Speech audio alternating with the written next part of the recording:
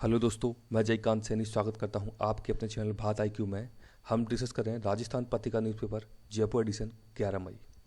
इस लेक्चर के संबंध में जो भी आपकी क्वेरी या डाउट्स हो तो आप मुझे कमेंट बॉक्स में लिख सकते हैं या मुझे टेलीग्राम पे भी आप ज्वाइन कर सकते हैं। तो शुरू करते हैं आज का डिस्कशन। पेज नंबर में बात की जा रही है, ये बात की जा रही है सुशील कुमार के बारे में। तो सुशील कुमार एक बेहतरीन स्पोर्ट्स पर्सन रहे हैं सुशील कुमार जी। तो पहलवान है सुशील कुमार, लेकिन अभी इनके खिलाफ एक लुकआउट नोटिस जारी कर दिया गया है क्योंकि एक पहलवान की मौत हुई है। उस पहलवान की मौत में इनका नाम शामिल आ रहा है, सुशील कुमार जी का। ओलंपिक पदक विजेता हैं सुशील कुमार जी। तो फेमस पर्सनैलिटी हैं भारत के अंदर। ओलंपिक में इन्होंने तकरीबन 2-3 बार पदक जीते हैं भारत के लिए। पर इस प्रकार की हरकतों में, इस प्रकार की घटनाओं में, इस प्रकार के प्रकरण में नाम इनका शामिल होना आना, लुकआउट नोटिस जारी होने के खिलाफ, तो इसीलिए चर्चा में आ जाती हैं सारी की सारी चीज़ें। तो इनके बारे में कुछ आपको पता होना चाहिए, थोड़ी बहुत चीज़ें, कि राजीव गांधी खेल रत्न इनको मिल चुका है, अर्जुन अवार्ड एवं पद्मश्री भी इनको मिल चुका है। तो 3 बहुत ही फेमस अवार्ड मिल चुके हैं इनको। स्पोर्ट्स के फील्ड में सबसे उच्च अवार्ड माना जाता है राजीव गांधी खेल रत्न। उसके अलावा अर्जुन अवार्ड मिल चुका है इनको और पद्मश्री अवार्ड भी मिल चुका है। भारत में चौथा सबसे बड़ा अवार्ड है पद्मश्री अवार्ड, जो कि मतलब श्रेणी क्रमवार में देखा जाए तो भारत रत्न, पद्म विभूषण, पद्म भूषण, उसके बाद पद्मश्री आता है। तो ये भी बहुत बड़ा अवार्ड है जो कि इनको दिया जा चुका है। ये एक एडिटोरियल है, यहाँ पे बात की जा रही है निजीकरण से दूर ना हो प्रतिस्पर्धा के सिद्धांत। यानी कि ये पूरे के पूरे एडिटोरियल में बात की गई है कि जो प्राइवेटाइजेशन का दौर चालू हुआ है अभी, मतलब कि सारी की सारी चीज़ों को प्राइवेट किया जा रहा है। जैसे कि भेल की बात की जाए, सेल की बात की जाए, एयर इंडिया को लेकर के बात की जा रही है। तो सारी की सारी बहुत सारी चीज़ें हैं जिनका कि प्राइवेटाइजेशन किया जा रहा है, यानी कि निजीकरण किया जा रहा है। तो वहाँ पे जो कंपटीशन के जो प्रिंसिपल्स हैं वो कहीं वायोलेट ना हो, वो प्रॉपर रहने चाहिए, कंपटीशन बना रहना चाहिए, एक हेल्दी कंपटीशन बना रहना चाहिए। तो उसके संबंध में इस एडिटोरियल के अंदर कुछ चर्चाएं की गई हैं। तो यहाँ से कुछ इंपॉर्टेंट चीज़ मैंने पिक की है, तो डिस्कस करते हैं उनको अब। सबसे पहली बात देख लेते हैं। तो यहाँ बात बताई गई है इस एडिटोरियल में, 15वां वित्त आयोग का जिक्र किया है। तो 15वां वित्त आयोग के अध्यक्ष का नाम सबसे पहले आपको पता होना चाहिए। इनका नाम है NK सिंह। बहुत ही फेमस पर्सनैलिटी रहे हैं NK सिंह। FRBM एक्ट का नाम आपने सुना होगा, एक physical responsibility budgetary management act 2003 का है ये एक्ट। तो इसका रिकमेंडेशन इसको भी हेड NK सिंह साहब ने किया था और अभी वर्तमान में वित्त आयोग के अध्यक्ष बन गए हैं। ये 15वां वित्त आयोग 2021 से लेकर 2025 के लिए काम करेगा। इसका कार्यकाल जो होता है ये 5 वर्ष का होता है वित्त आयोग का कार्यकाल। तो 2021 से 2025 तक काम करेगा। कहीं कहीं आपको ऑप्शन में इस प्रकार से भी लिखा आ सकता है कि 2021-22 से लेकर 25-26 तक, यानी कि ये मैं आपको जनरल कैलेंडर ईयर की बात कर रहा हूँ 2021 से 2025, लेकिन ये बात की जा रही है फाइनेंशियल ईयर की, यानी कि वित्तीय वर्ष 21-22 से लेकर 25-26 तक इस वित्त आयोग का कार्यकाल रहेगा। तो ये भी आपको पता होना चाहिए।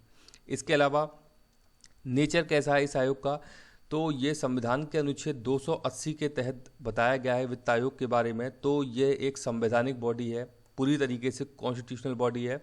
तो ये भी आपको पता होना चाहिए, इंपॉर्टेंट फैक्ट है।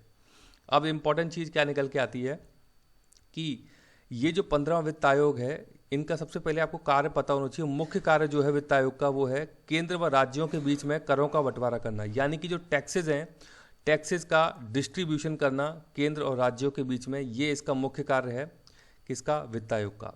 तो 15वां वित्त आयोग ने अभी क्या इंपॉर्टेंट इसमें किया काम कि राज्यों का करों में जो भाग है वो 41% कर दिया इस आयोग ने, 15वें वित्त आयोग ने। ये कितना था, 42 था, इसको घटा करके 41% कर दिया, यानी कि 1% कम कर दिया। इसका रीज़न क्या था, इसका रीज़न था कि जो जम्मू कश्मीर राज्य है, जम्मू कश्मीर जो है उसको अभी यूटी बना दिया गया केंद्र सरकार के द्वारा। तो जम्मू कश्मीर और लद्दाख को 1% हिस्सा एडिशनल देना पड़ा। तो उसके लिए इस 42% भाग से कटौती की गई और ये रह गया 41%। अब ये 42% की जो रिकमेंडेशन दी थी, ये दी थी 14वें वित्त आयोग ने। राज्यों के लिए जो कर का भाग बताया है 42% बताया, यानी कि केंद्र सरकार जो भी कर कलेक्ट करती है, जो करों का संग्रहण करती है, उसमें 42% भाग राज्यों को दिया जाएगा ऐसा बोला था 14वें वित्त आयोग ने, जिसकी अध्यक्षता की थी वाई रेड्डी साहब ने। ये इंपॉर्टेंट हो जाता है, पूछा जाता है कि 14वें वित्त आयोग के अध्यक्ष कौन रहे थे, तो वाई रेड्डी साहब रहे थे। इन्होंने 42% राज्यों को कर में हिस्सा दिया जाना चाहिए, इसके लिए इन्होंने सिफारिश दी थी और इस सिफारिश को मान लिया गया था। लेकिन 42 से 41% किसने किया है? 15 वित्त आयोग के अध्यक्ष एन के सिंह साहब ने सिफारिश की थी कि 1% कम करके इसका डिस्ट्रीब्यूशन किया जाए जम्मू कश्मीर लद्दाख के लिए। तो ये अभी 41% हो गया है, तो इम्पॉर्टेंट है, पता होना चाहिए। इसके अलावा इस एडिटोरियल में जिक्र किया गया है प्रतिस्पर्धा के बारे में, यानी कि कंपटीशन, एक हेल्दी कंपटीशन होना चाहिए। तो प्रतिस्पर्धा एक्ट 2002 में लाया गया था, यानी कंपटीशन एक्ट 2002 में लाया गया था। तो आप समझ सकते हैं ये एक एक्ट बन के आया है पार्लियामेंट से। तो उसके बाद फिर एक आयोग, एक कमीशन का गठन किया गया, इसका नाम है भारतीय प्रतिस्पर्धा कमीशन, यानी कि कंपटीशन कमीशन ऑफ इंडिया, ये नाम निकल के आया इस एक्ट के बाद। यानी कि एक्ट 2002 में बना, उसके बाद ही ये बॉडी फॉर्म हुई भारतीय प्रतिस्पर्धा कमीशन 2003 में। तो जाहिर सी बात है, जब एक्ट आएगा उसके बाद ही ये बॉडी फॉर्म होगी। तो 2002 के बाद 2003 में ये एक कमीशन बनाया गया।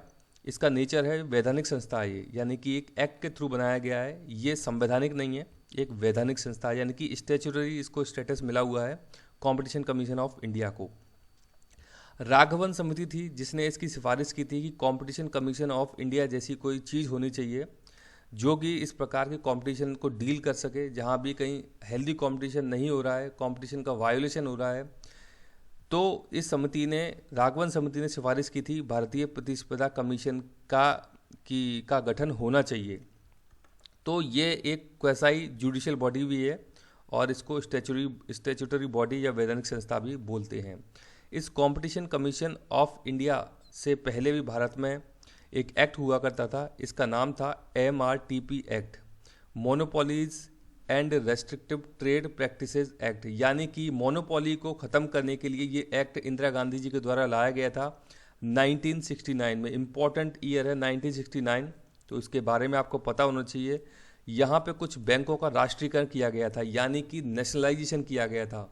आपको पता होगा जब भारत आज़ाद हो गया था तो उसके बाद कई सारी जो चीज़ें थी वो गवर्नमेंट अपने हाथ में लेते जा रही थी, मतलब जो प्राइवेट चीज़ें थी उनको अपने हाथ में लेते जा रही थी। तो वहाँ पे 1969 में कई सारी बैंकों का राष्ट्रीयकरण किया गया, यानी कि नेशनलाइजेशन किया गया, गवर्नमेंट का कंट्रोल स्थापित कर दिया गया ताकि लोगों का शोषण ना हो। इसको रोकने के लिए ये monopolies and restrictive trade practice act 1969 में आया, इसको ख़त्म कर दिया गया, यानी कि बाद में इसको रिपील कर दिया गया। तो इसको रिपील करने के बाद राघवन समिति ने ही सिफारिश की थी कि भारतीय प्रतिस्पर्धा कमीशन की स्थापना होनी चाहिए इस एक्ट को ख़त्म करने के बाद। तो ये कुछ इंपॉर्टेंट चीज़ें हैं जिनके बारे में आपको पता होना चाहिए। ये बात की जा रही है भारत में ऑक्सीजन की बहुत ज़्यादा डिमांड है, तो इसके चलते हमारी जो डिफेंस है उसका भी महत्वपूर्ण योगदान इस वक्त देखने को मिल रहा है, अभी सामने मिल रहा है। तो आप देख सकते हैं नेवी यानी कि भारतीय नौसेना का एक जहाज़ है, इसका नाम है त्रिकंड। तो फ्रांस से ये कुछ ऑक्सीजन यहाँ पे बड़ी मात्रा में लेकर के आया है इस शिप के थ्रू। तो ये एक अच्छी पहल है डिफेंस के द्वारा कि इस प्रकार से ऑक्सीजन सप्लाई की जा रही है भारत के अंदर, जो कि बहुत ज़्यादा डिमांड अभी भारत के अंदर चल रही है लोगों की जान बचाने के लिए। ये बात की जा रही है नेपाल की। नेपाल में संवैधानिक अस्थिरता आ गई है। तो आप देख सकते हैं ओली साहब यहाँ पे पीएम थे, तो उनके हाथ से अभी बहुमत चला गया है।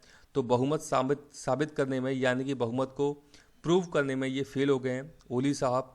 तो इनका पूरा नाम है KP शर्मा ओली। तो अब यहाँ पे देखने को मिलेगा कि गवर्नमेंट कैसे फॉर्म होती है, यानी कि कई सारी पार्टियाँ जिनको हम बहुदल बोलते हैं, कई सारे दल मिलकर के फॉर्म करते हैं और किस प्रकार से फिर से वहाँ पे जो पूरी की पूरी कार्य प्रणाली है वो सुचारू रूप से चल सके, आगे एग्जीक्यूटिव जो काम है वो हो सके। तो अब देखने को मिलेगा आने वाले समय में कि क्या चीज़ें निकल के आती हैं अभी। तो इनका नाम जरूर याद रखिएगा आप, PM KP शर्मा ओली यहाँ पे अभी PM के पद से हट गए हैं, ये आप समझ सकते हैं, क्योंकि बहुमत साबित करने में विफल हो गए हैं ये। तो ये इम्पोर्टेंट है।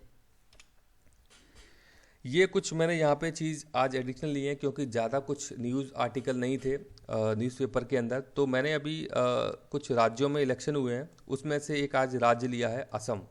तो असम के बारे में कुछ इंपॉर्टेंट चीज़ें हम देख लेते हैं। यहाँ पे थोड़ा सा पॉलिटी और ज्योग्राफी के संबंध में प्रश्न बनने की प्रबल संभावनाएं रहती हैं। इस एरिया से स्पेशली, क्योंकि नॉर्थ ईस्ट वाला पार्ट है असम।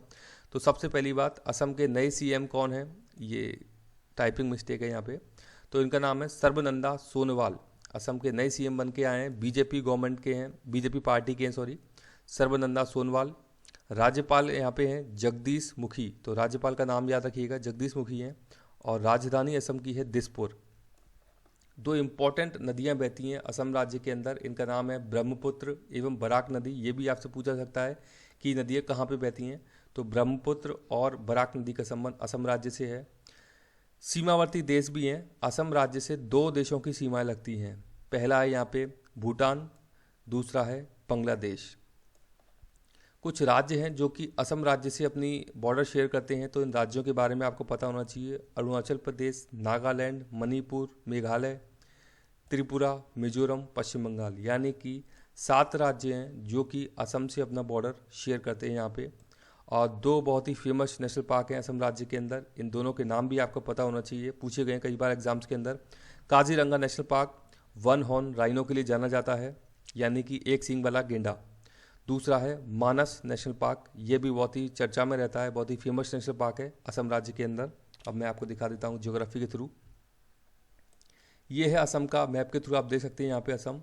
यहाँ ऊपर अरुणाचल प्रदेश से बॉर्डर शेयर करता है, उसके बाद नागालैंड से बॉर्डर शेयर करता है, ये मणिपुर देख सकते हैं, यहाँ पे मिजोरम है, फिर ये त्रिपुरा है यहाँ पे। तो ये पूरा असम राज्य है यहाँ पे, इस प्रकार से ये आप देख सकते हैं, ये असम है पूरा का पूरा। फिर बांग्लादेश की हम बात करें तो यहाँ पे ये बांग्लादेश यहाँ पे शेयर करता है बॉर्डर, बांग्लादेश के साथ में, सॉरी, ये मेघालय के साथ बॉर्डर शेयर करता है असम। और भूटान यहाँ है, तो भूटान के साथ भी बॉर्डर शेयर करता है। और वेस्ट बंगाल के साथ बॉर्डर शेयर करता है ये सिलीगुड़ी जो एरिया है, सिलीगुड़ी कॉरिडोर, चिकन नेक जिसको आप जानते हैं, उसके थ्रू असम राज्य वेस्ट बंगाल से अपना बॉर्डर शेयर करता है। देखिए आप, इस प्रकार से ये बॉर्डर शेयर हो रहा है इस एरिया के थ्रू। तो इस प्रकार से आप याद रखिएगा, दो राज्य हैं, बी यानी कि बी स्क्वायर, भूटान और बांग्लादेश से दो देश हैं, और 7 राज्य हैं जिनके साथ असम की बाउंड्री शेयर होती है। तो मुझे आशा है कि वीडियो आपको अच्छा लगा होगा। यदि वीडियो अच्छा लगा है तो ज़्यादा से लाइक करें, शेयर करें, सब्सक्राइब करें, ताकि और भी लोग वीडियो का फ़ायदा उठा सकें। आप मुझे अपने सुझाव कमेंट बॉक्स में भेज सकते हैं। इसी के साथ धन्यवाद, मिलते हैं अगली वीडियो में।